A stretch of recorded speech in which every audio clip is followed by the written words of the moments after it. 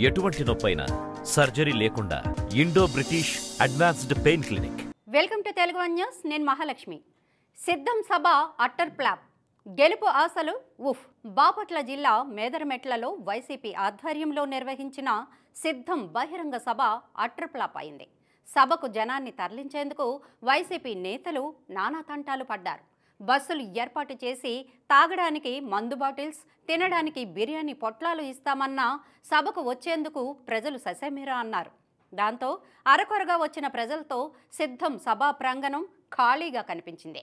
కొన్ని ప్రాంతాల నుంచి అయితే కేవలం నలుగురితోనే బస్సులు సభకు వెళ్లడం చూస్తే సిద్ధం సభ ఏ స్థాయిలో ఫెయిల్ అయిందో ప్రత్యేకంగా చెప్పాల్సిన అవసరమే లేదు. సభకు ముందు వరకు భారీ సంఖ్యలో ప్రజలు సభకు వస్తారని వైసీపీ నేతలు భావించారు.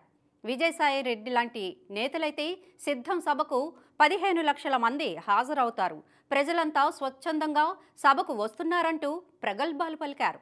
కానీ చివరికి గట్టిగా లెక్కిస్తే 1.5-2 లక్షల మంది కూడా సభకు హాజరు కాని పరిస్థితి. భారీ సంఖ్యలో ప్రజలు సభకు హాజరవుతారు. తన ప్రసంగంతో వారిలో జోష్ నింపుదామని సీఎం జగన్మోహన్ రెడ్డి ఉత్సాహంగా సభకు హాజరయ్యారు. కానీ సభలో జనాన్ని చూసి జగన్లో సైతం నీరసం వచ్చేసినట్లుంది. ఈ సభకు హాజరైన జనాలే రానున్న ఎన్నికల్లో పార్టీ ఫేట్ ఏమిటన్నది తేల్చేసినట్లయింది.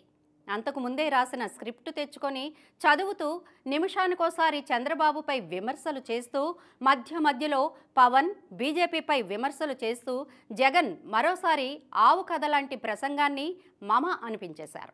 సభకు ఆశించిన స్థాయిలో జనం రాకపోవడంతో స్థానిక నేతలపై జగన్ సీరియస్ అయినట్లు తెలుస్తోంది. సభకు జనాన్ని ఎందుకు తరలించలేకపోయారంటూ నేతలపై జగన్ మండిపడ్డారని పార్టీ శ్రేణులే చెబుతున్నాయి. రాష్ట్రంలో వైసీపీ ఆధ్వర్యంలో గతంలో 3 ప్రాంతాల్లో సిద్ధం సభలు జరిగాయి. 4వ సిద్ధం సభను బాపట్ల జిల్లాలో నిర్వహించారు. ఇదే చివరి సిద్ధం సభ కావడంతో ఈ సభా వేదిక నుంచి ఎన్నికల మేనిఫెస్టోను ప్రకటించాలని తొలుత జగన్మోహన్ రెడ్డి భావించారు. సభకు తక్కువ సంఖ్యలో ప్రజలు హాజరు కావడంతో మేనిఫెస్టోను పక్కన పెట్టేసినట్లు వైసీపీ వర్గాల సమాచారం.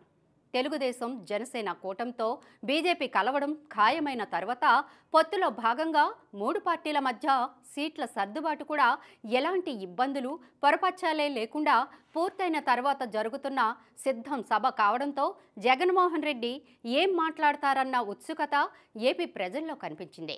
కానీ జగన్ మాత్రం ఎప్పట్లానే చంద్రబాబు, పవన్పై విమర్శలు చేయడానికే తన ప్రసంగాన్ని పరిమితం చేశారు. బీజేపీని, ఆ పార్టీ నేతలను విమర్శించేందుకు జగన్ ధైర్యం చేయలేకపోయారు. కేవలం బీజేపీకి గత ఎన్నికల్లో డిపాజిట్లు కూడా రాలేదు, రాష్ట్రానికి ప్రత్యేక హోదా ఇవ్వకుండా మోసం చేసిందంటూ జగన్ మాట వరుసకు చెప్పారు.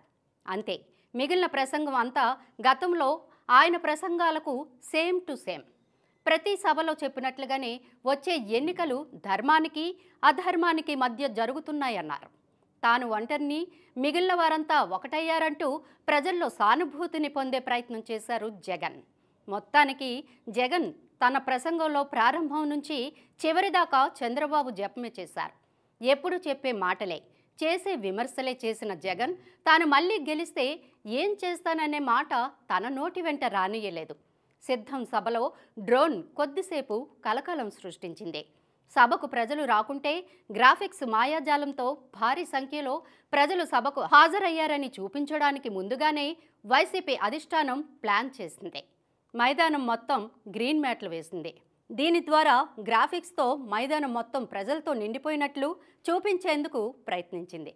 అయితే సభ జరుగుతున్న సమయంలో గుర్తు తెలియని డ్రోన్ ఒకటి సభా ప్రదేశంలో ఎగురుతూ కనిపించింది. దాంతో వైసీపీ నేతల్లో ఒక్కసారిగా కంగారు మొదలైంది. ఎక్కడ తమ బండారం బయటపడుతుందోనని వైసీపీ నేతలు ఆందోళన చెందారు. ఎట్టకేలకు ఆ డ్రోన్ను తొలగించారు. అయితే డ్రోన్ తీసిన దృశ్యాలు సోషల్ మీడియాలో వైరల్గా మారాయి.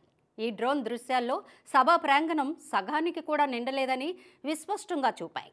మొత్తానికి గత 3 సిద్ధం సభలకు ఏదో విధంగా జనాన్ని తరలించగలిగినా 4వ చివరి సిద్ధం సభకు మాత్రం ఎన్ని ప్రలోభాలు పెట్టినా జనం రాలేదు.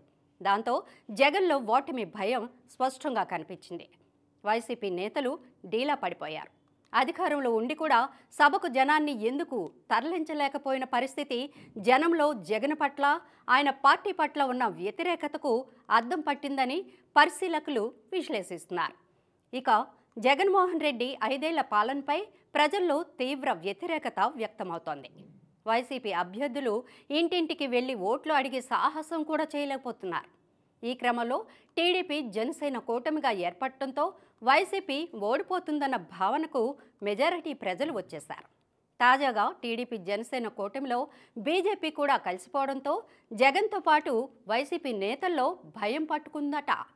ఇప్పుడున్న పరిస్థితుల్లో మోడీ, అమిత్ షాలపై విమర్శలు చేయకుంటే వైసీపీకి ఉన్న ఓటు బ్యాంకును కూడా పోగొట్టుకోవాల్సి వస్తుందని, అలా అని మోడీ, అమిత్ షాపై విమర్శలు చేస్తే కేంద్రంలో ఎలాగూ బీజేపీ మరోసారి అధికారం చేపట్టే అవకాశాలు ఉన్నాయి.